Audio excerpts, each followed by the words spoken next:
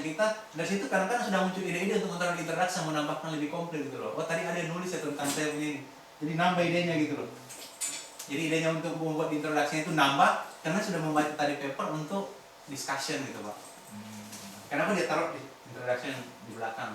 Kemudian conclusion ya, conclusion ini yang betul-betul apa tadi itu apa kita buat desain apa namanya betul-betul itu menarik buat si sang editor itu.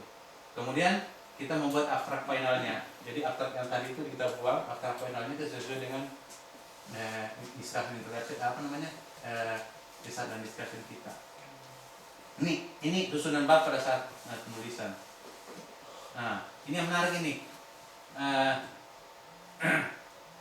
Bagaimana menentukan hasil yang kita dapatkan itu. Jadi kita punya data nih sangat ada video tadi. Jadi bagaimana misalnya kita udah punya hasil yang bagus nih. Kadang-kadang hasil kita bagus belum tentu orang senang. Nah ini tugas kita nih, bagaimana menentukan hasil paling utama tadi itu. Ini contoh-contoh jawaban editor, not acceptable, atau no new knowledge, shine or discover is presented gitu. Terus kalau saya kemarin itu not related jawabannya nih, not related to iya. Jadi tidak cocok dengan jurnalnya gitu. Ya jawabannya itu bisa dikoreksi buat kita juga itu kan. Itu editor apa Pak? Jurnal apa Pak yang satu jurnal apa Pak? Environment International itu. Ternyata pengalaman itu tadi. Wah ini Yang diceritain.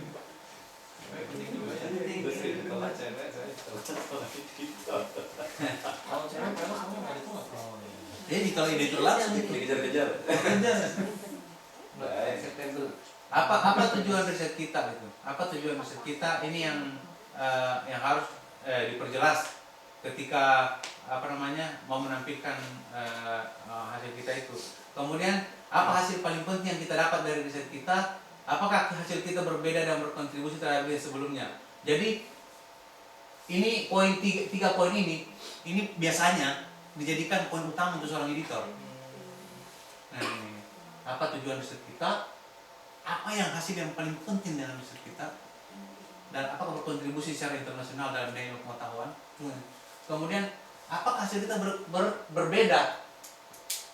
Apakah hasil kita berbeda gitu? Kalau berbeda mungkin ya nanti dia kembali kalau dia bilang nggak berbeda dengan yang biasanya sebelumnya, dia akan lihat paper yang lain gimana perbedaannya gitu. Nah, poin yang paling utama adalah bisakah pembaca atau mudah memahaminya gitu. Ini yang meskipun hasil kita bagus, meskipun hasil kita sangat indah atau gimana, apakah pembaca itu mudah untuk memahaminya kita punya ini. Itu makanya kembali ke tadi penulisan itu penting. Kemudian ini lagi tambahan ini. Apa problem yang kita coba selesaikan dengan atau kita selidiki dengan riset kita gitu. Ini perlu. Kemudian bagaimana menyelesaikan tadi itu problem itu. Itu masuk ke metode. Kemudian cara kita berbeda dengan sebelumnya enggak gitu. Jadi metode orang itu apakah sama dengan metode kita itu. Nah ini poin-poin yang editor biasanya akan perhatikan ini. Poin-poin yang disampaikan. Kemudian apa yang kita temukan di paper kita itu? Ada nggak finding baru gitu yang kita temukan itu? Itu yang ini hal-hal yang sangat penting, sangat sensitif bagi seorang editor. Kalau poin-poin ini kita harus buat di dalam ketika kita sudah membuat draftnya.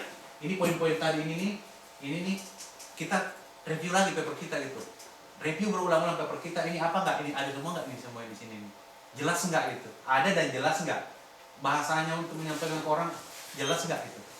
Nah ini poin-poin ini nih. Nah, apa yang kita temukan? Bagaimana hasil kita bisa berbeda dengan sebelumnya? Jadi kalau berbeda dengan orang lain, apa artinya bagi ilmu pengetahuan itu? Ya kan? Itu kita menjelaskan gitu. Kalau berbeda kenapa gitu? Apa yang kita bisa jelaskan ke? Jadi kenapa memperjelas hasil utama itu penting? Jadi untuk ini bahwa tadi saya katakan anggap paper kita itu sebuah produk yang coba kita jual referee dan jurnal. Jadi kalau menulis paper jangan yang saya akan salah, enggak, ini nih pertanyaan ini penting nih. Anggap paper kita sebuah produk yang coba kita jual referee dan jurnal. Jadi apakah akan kira-kira orang mau beli nggak sih, laku nggak sih? Nah, kalau kita mau beli gimana sih pengalaman kita kalau jual-jualan kan jago kita membahasakannya, jago kita membuat ini, meramunya kan, membuat indah apa semua. Jadi ini Pak, ya kue lumpur misalnya kan, dibuat bagus gitu. Jadi kenapa? Karena yang pembeli ini kita tidak wajib mereka kan, mau dia beli mau tidak terserah dia, suka-suka dia gitu. Jadi ini yang kita harus tanamkan dalam kita kalau sebelum menulis bahwa kita punya sesuatu yang kita mau jual ke reference dan jurnal. Nah, jadi kalau jurnal itu kan terutama editor dulu, kemudian referennya juga bagaimana referen itu tadi itu kurang kalimat kita menarik nggak buat dia atau tidak gitu. Nah ini yang saya mau tambahkan lagi sedikit ini asumsi terhadap referen ini, ya. Jadi referen itu kan hanya 3 ya, ya bagus ya. Jadi referen itu ada 3 Pak. Referen itu ada 3 ya. Ada 3 orang kan, dalam satu paper itu ada 3 nanti ya. Belum tentu ya. Nah, tapi jadi ada 3 asumsi nih referen ini. Referen yang pertama itu top expert. Jadi mengerti detail. Jadi dia lagi kayak dosen kayak masih aktif lah. Kayak masih aktif gitu kan sekarang itu. Dia mengerti detail tentang riset kita. Jadi editor itu biasanya kalau ini menurut bukunya gitu ya.